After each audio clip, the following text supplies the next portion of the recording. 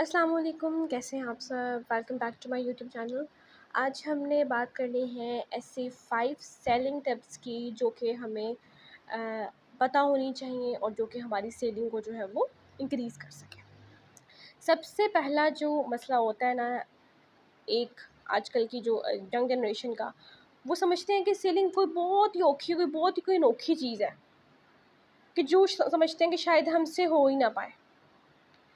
तो सेलिंग असल में ऐसी मार्केटिंग सेलिंग की चीज़ ऐसी नहीं है जो कि बिल्कुल न्यू हो। हाँ, हमारे लिए न्यू होती है क्योंकि हमने सारी ज़िंदगी सिर्फ पढ़ा होता है, हमने अप्लाई नहीं की होती कोई चीज़। इवन जो हम पढ़ भी रहे होते हैं वो हम अप्लाई नहीं कर रहे होते हैं। यहाँ पे क्या होता है कि मार्केटिंग में हम क्या करते हैं, मार्केटिंग सीखते हैं और फिर इसको अप्लाई करते हैं। ठीक है, तो इसलिए हमें ज़रा ना मुश्किल होती है ये सोचने में भी कि अच्छा अब सेलिंग करनी पड़ेगी, ये तो बड़ी औखी चीज़ है और ये कैसे करेंगे और ये हमसे कौन लेगा, है ना? हालाँकि कस्टमर्स बिल्कुल हमारे सामने होते हैं, बिल्कुल हमारे सामने। लेकिन क्योंकि हम उस तरह से as a business man woman नहीं सोच रहे होते, तो इसलिए हमें अपने ही कस्टमर्स नज़र नहीं आ रहे होते और हम एक और ही अपनी सोच में होते हैं कि शायद कि हमारा काम जो है वो चल जाए और हम ये सोचते हैं कि शायद ये हमारा चलना ही नहीं है। ठीक है? तो आपको ये सेलिंग टिप्स देने का मकसद मेरा ये है कि आप लोग इस सेलिंग से बिल्कुल भी ना घबराएं। ये कोई बहुत ही कोई अनोखी चीज़ नहीं है। ये एक ऐसी चीज़ है जो कि हर बंदा इजीली उसको कर सकता है।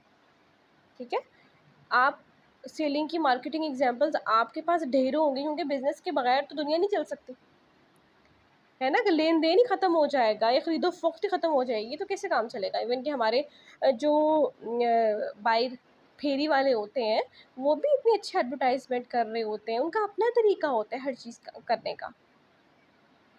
तो हम पढ़े लिखे होके हम बहुत अच्छी मार्केटिंग कर सकते हैं और देखिए बिजनेस में बहुत पैसा है। ठीक है, तो मैं आपको पहला एक पॉइंट क्लियर करूँगी मार्केटिंग का, कि आप अगर कोई प्रोडक्ट सेल करना चाह रहे हैं ना, तो आपको वो यूज़ करनी चाहिए। जैसे कि आप लोग देखते हैं कि जब एड्स चल रही होती हैं, जैसे फॉर एग्जांपल पैंटीन की या लक्स की कह देते हैं, लक्स की जो है वो ऐड चल रही होती है, तो वो यूज़ करके दिखाते हैं। हालाँकि वो जो मॉडल होती हैं उन्होंने कभी वो चीज़ यूज़ की ही नहीं होती। लेकिन वो क्या होता है कि एक स्क्रीन पे एक चीज़ नज़र आ रही होती है तो लोग ऑटोमेटिकली जो है वो चाहते हैं कि हम भी इसको यूज़ करें। ठीक है? तो जब आप लोगों को यूज़ करके दिखाएँगी ना चीज़, तो इम्पैक्ट बहुत अच्छा पड़ेगा, आपकी जो सेलिंग है वो इंक्रीज़ होगी। अब मैंने यहाँ पे एग्ज़ाम्पल दी है शुगर स्क्रब की। अब शुगर स्क्रब एक ऐसी चीज़ है हमारी जिसका रिज़ल्ट बहुत जल्दी आ जाता है। इवन ऐसा भी होता है कि जब हम उसे अपने एक हैंड पे अप्लाई करें, दूसरे पे ना करें, तो हमें डिफ़रेंस नज़र आता है। तो अगर आप चाहते हैं कि आप शुगर स्क्रब के कस्टमर्स बनाएँ, मैक्सिमम कस्टमर्स बनाएँ, तो आपको ये यूज़ भी करना है। ठीक है? आपको खुद भी इसके रिज़ल्ट्स पता होने चाहिए। बेहतरीन ये है कि आप 1 हफ़्ता, 2 हफ़्ता अपने एक हैंड पे यूज़ करें, दूसरे हैंड पे यूज़ ना करें, वो इतना क्लियर डिफ़रेंस आ जाएगा, आप जिसको दिखाएँगी वो आपसे प्रोडक्ट लेना चाहेगा। सेल्फ़ यूज़ लाज़मी करें, इससे आपका भी ट्रस्ट जो है वो डेवलप होता है। आप लोगों को भी जो है वो लोगों के ट्रस्ट को भी जो है वो डेवलप कर सकते हैं। तो सेल्फ़ यूज़ जो है, जो भी प्रोडक्ट आप सेल करना चाह रहे हैं, जिस प्रोडक्ट पे काम करना चाह रहे हैं, उसको आप लाज़मी यूज़ करें। इसलिए मैं कहती हूँ कि भई आप क्या करें कि कुछ प्रोडक्ट्स चूज़ कर लें और उनको एडवर्टाइज़ करें, उन पे ज़्यादा एफ़र्ट करें। ये नहीं कि कैटलॉग में जितने भी प्रोडक्ट्स हैं, उन सबको एडवर्टाइज़ करने बैठ जाएँ तो बहुत एनर्जी और बहुत टाइम लगेगा और इतने अच्छे रिज़ल्ट्स नहीं आएँगे। तो जो प्रोडक्ट आप चाहते हैं कि भई इसके पॉइंट्स अच्छे हैं, इसकी जो प्रॉफ़िट अच्छा होगा, तो क्या करें उसको यूज़ करें और लोगों को दिखाएँ कि आप इसे यूज़ कर रही हैं। सेकंड चीज़ जो है वो है डिमांड चेक करें। वही बात कि हर प्रोडक्ट पे काम करने से बेहतर है कि आपका जो अपना सर्कल है उसमें आप ये चीज़ चेक करें कि भई डिमांड किस चीज़ की है। ये कैसे पता चलेगा आपको कि भई किस प्रोडक्ट की डिमांड है? ये मैंने इतनी डिटेल्ड वीडियो बनाई इसलिए है क्योंकि ये चीज़ें जो है ये हमें बार-बार फेस करने को मिलती हैं, तो मैंने सोचा कि मैं एक दफ़ा ये चीज़ें क्लियर कर दूँ।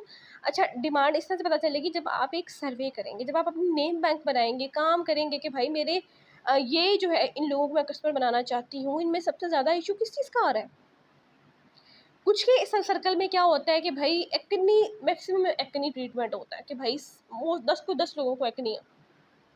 किसी का क्या होता है कि जी उनमें मेकअप की बड़ी डिमांड होती है कि सबको मेकअप पसंद है। तो अपने सर्कल की डिमांड के हिसाब से काम करें। अब मैंने यहाँ पे एग्जांपल के तौर पे मैंने यहाँ पे रखा हुआ है हेयरएक्स का हेयर टॉनिक, क्योंकि मेरे एरिया में, मेरे सर्कल में, व्हाट्सएप सर्कल कह सकते हैं आप इसे, मेरा जो पर्सनल सर्कल कह सकते हैं, सोशल सर्कल कह सकते हैं, इसमें मैंने देखा है कि भाई मैक्सिमम लोगों को हेयर फॉल है। मजा वाला जो कोई एक बंदा भी कह रहा हो कि मुझे हेयर फॉल नहीं है।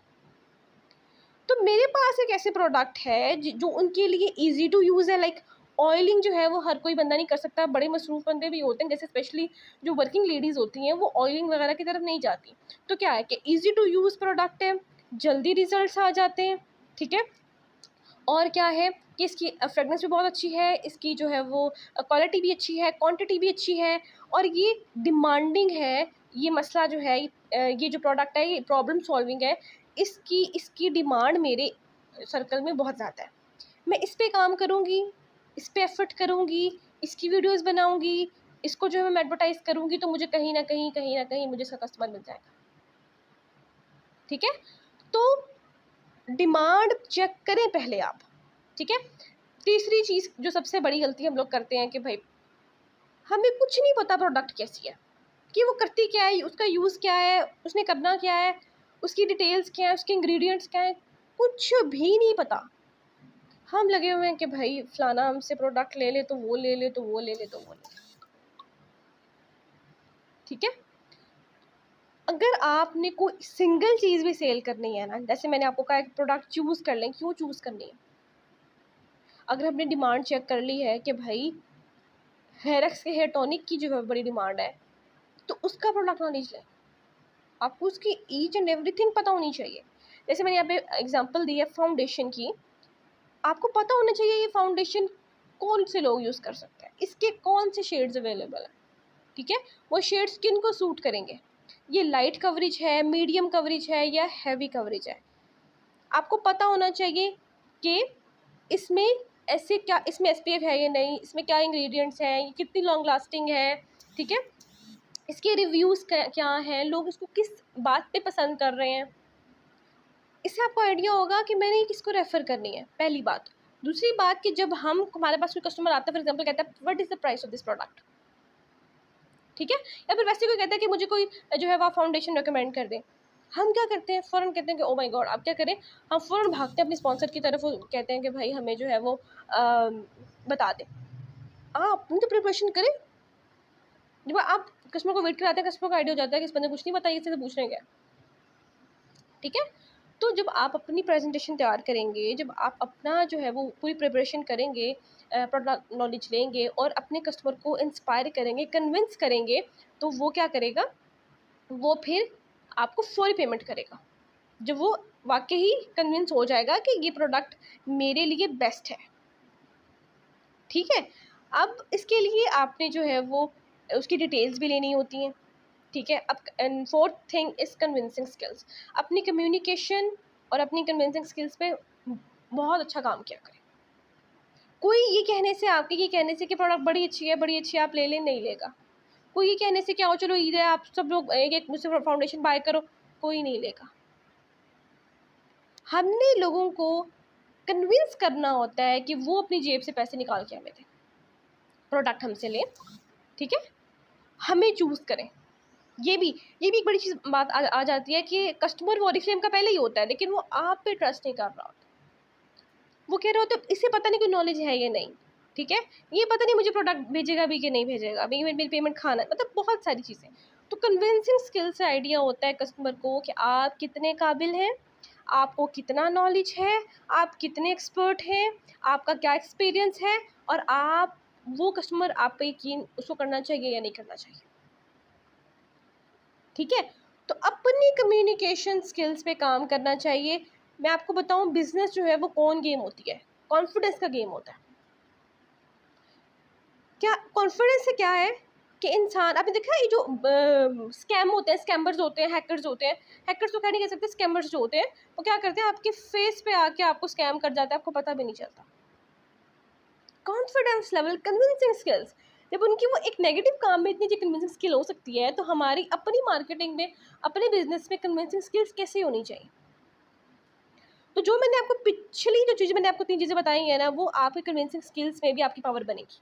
जब आपको प्रोडक्ट नॉलेज होगा, तो आपको डिमांड का पता होगा, आपकी प्रिपरेशन पूरी होगी, जो आपने सेल्फ यूज़ किया होगा, आपको आइडिया होगा कि ये प्रोडक्ट किस तरह की है। फिर एक वाइब, मैं आपको बताऊँगी वाइब का बड़ा रोल होता है।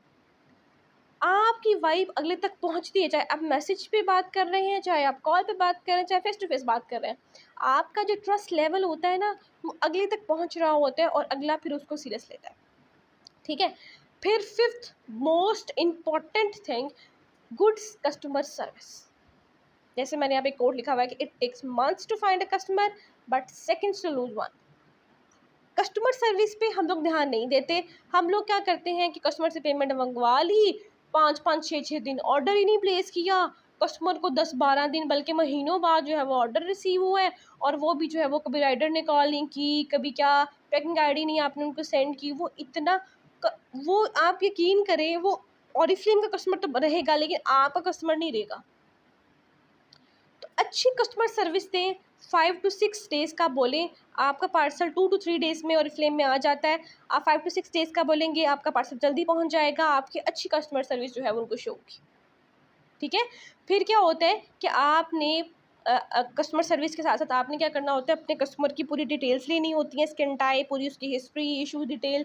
फिर आपने उनको बेस्ट प्रोडक्ट्स रेकमेंड की, फिर आपने उन्हें अच्छी तरीके से डिलीवर की, फिर आपने उनसे रिव्यूज़ लिए, उन रिव्यूज़ में कोई इशू हुआ, फॉर एग्जांपल उन्हें कोई चीज़ सूट नहीं कर रही, आपने वो उनको जो है वो गाइड किया। अच्छा एक रिलेशन बनाया ना अपने कस्टमर के साथ, आपका कस्टमर 95% चांस है कि वो दोबारा आपके पास ज़रूर आएगा।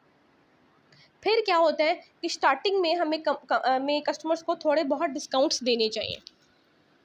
ऐसे हरगिज़ नहीं करना चाहिए कि बस जी छोड़ो सारी चीज़ें और जो है फटाफट जो है वो कस्टमर फंसाओ, पैसे लो, बीपीस बनाओ और आगे तो कस्टमर जो मर्जी उसको रिजल्ट मिले ना मिले उसका हेडेक है, हमारा कोई नहीं। ये चीज़ें नहीं करनी। ये चीज़ें इतना बुरा इम्पैक्ट डालती हैं आपके बिज़नेस पे। फिर आपको होता है कि 1 महीने तो जो है वो आपका काम चल पड़ा, आपकी जो है वो हो गए, आपका टारगेट कंप्लीट हो गया। अगले महीने फिर आप बैठे हैं कि यार कोई ऑर्डर ही नहीं है, कोई कस्टमर ही नहीं बनता। कस्टमर से जो रिव्यूज़ कहने का कहा जाता है तो कस्टमर आपको रिप्लाई नहीं करता। फिर वो आप कहते हैं कि भाई काम मेरा चलना ही कोई नहीं है। ठीक है। तो इन 5 चीज़ों पे आप वर्क करेंगे, आपको कभी मसला नहीं होगा इस चीज़ का कि भाई मेरे कस्टमर नहीं बनते और मेरे कस्टमर रिटेन नहीं होते और एक कस्टमर जो है वो दोबारा कभी वापस ही नहीं आया और ये मसला है वो मसला है, ऐसे कोई मसला नहीं आपको नज़र आएंगे। ठीक है। अगर आप मज़ीद इस तरह की स्किल्स और टिप्स को जो है वो जानना चाहते हैं तो फिर आप जो है वो मुझे ज़रूर फॉलो करें और आपको मज़ीद जो है वो ऑरिफ्लेम बिज़नेस की आपको इंशाल्लाह पूरी इन्फॉर्मेशन दी जाएगी। और कोशिश करूँगी कि मैं सारे टॉपिक्स जो हैं वो मैं अपने कवर करूँ और इंशाल्लाह आपको मैं फुली जो है वो आपको सपोर्ट करूँ। ठीक है। जज़ाकिल्लाह खैर, दुआ में बहुत याद रखिएगा। अल्लाह हाफ़िज़।